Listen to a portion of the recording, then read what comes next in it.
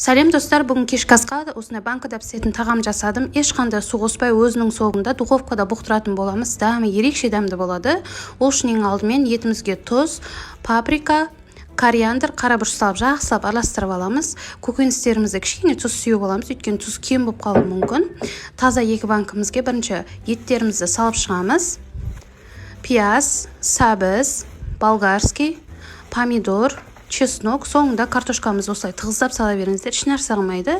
Екіншісіне пияз, картошка, чеснок қана салатын боламыз. Соңында сұйық май құйып, екінші банкіге кішкене томат салдым. Ешқандай су қоспай, соңында осындай фольгамен аузын жақсылап ораймыз да кішкене тесеміз, ауа шығып тұру үшін. Бірінші духовкаға салып алып, сосын духовканы қыздыратын боламыз. Қызып тұрған 140 градус температурада печкеде ровно 1,5 сағат пісіріп аламыз. Сонымен өте дәмді 2 түрлі асымыз дайын болды. Дәмі енді керемет болып шығады. Айта алмаймын, өздеріңіз істеп жеп көріп айтатын боласыздар.